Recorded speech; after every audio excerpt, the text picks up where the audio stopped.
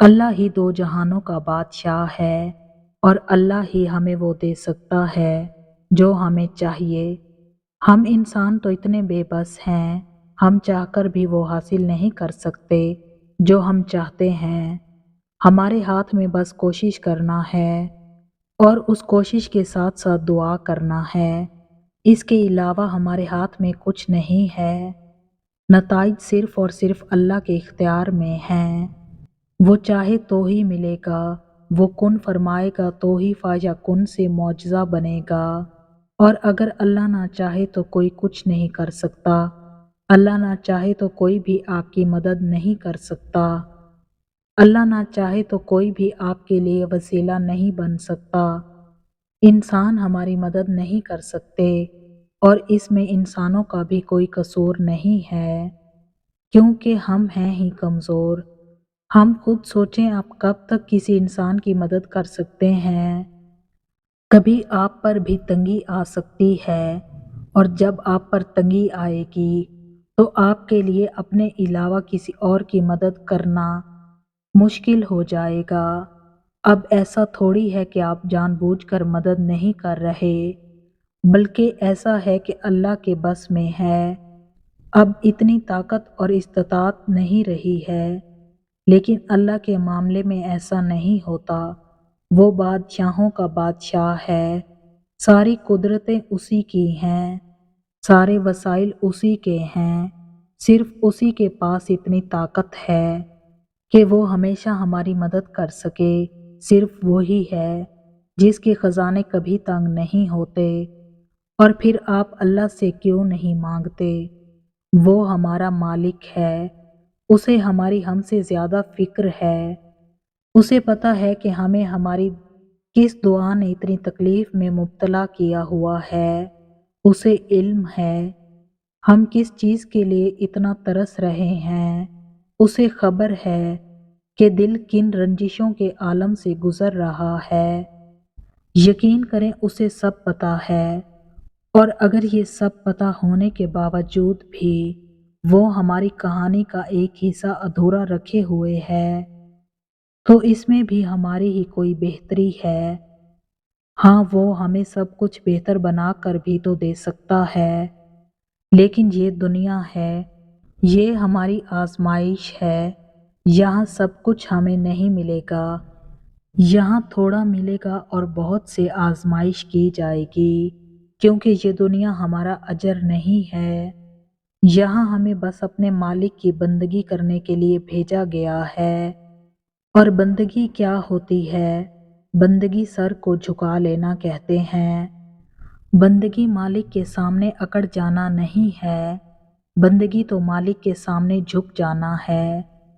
بندگی تو مالک کے ہر حکم کو اپنی ہر دعا سے اول رکھنا ہے۔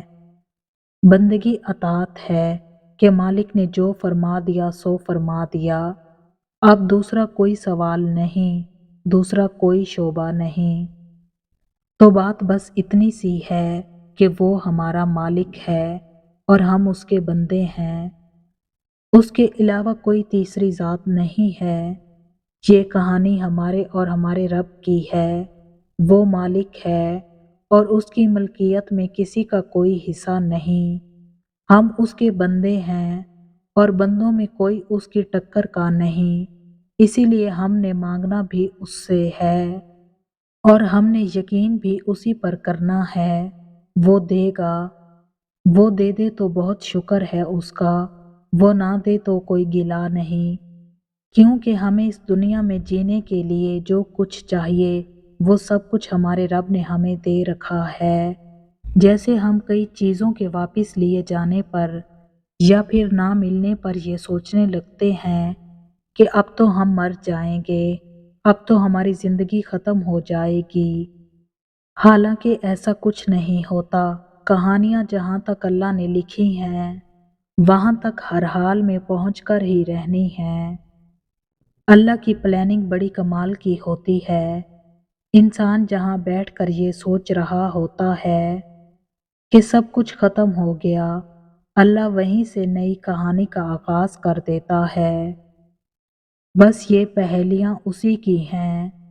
وہ خود ہی انہیں سلجھاتا ہے، وہ خود ہی انہیں الجھاتا ہے اور خود ہی انہیں سلجھاتا ہے۔ وہ کبھی کہانی کو کسی نئی سمت میں موڑ کر ہمیں خود تک لاتا ہے اور کبھی کہانی کو ختم کر کے ہمیں یہ احساس دلاتا ہے کہ اگر ہمارے پاس وہ ہے تو ہمارے پاس سب ہے، اگر ہمارے پاس وہ نہیں تو ہمارے پاس کچھ بھی نہیں۔ اب آپ سوچیں گے کہ لوگوں کے پیچھے بھاگنے سے آپ کو کیا ملے گا؟ کچھ بھی تو نہیں۔ تو کیوں نہ پھر لوگوں کے پیچھے بھاگ کر جو انرجی ہم نے اپنی ضائع کرنی ہے، وہ انرجی ہم اپنے رب کو منانے میں لگائیں۔ وہ بڑا رحمان ہے، وہ بڑا رحیم ہے، وہ انسانوں کی طرح اپنے بندوں کو بھگاتا نہیں ہے، وہ یہی ہے ہمارے پاس، ہمارے ساتھ۔ ہمیں بھی بس خود کو اس کے پاس رکھنا ہے۔ ہر آزمائش ہمیں اس کے پاس واپس لے جانے کے لیے ہی آتی ہے، اور ہر آزمائش کا یہی توڑ ہوتا ہے کہ ہم جتنا جلدی ہو سکے پلٹ جائیں۔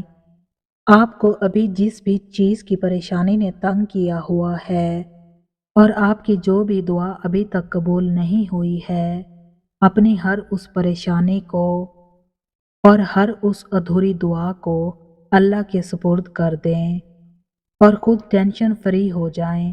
پھر دیکھیں آپ کا مالک کیسے آپ کی اور آپ کی دعاؤں کی حفاظت کرتا ہے۔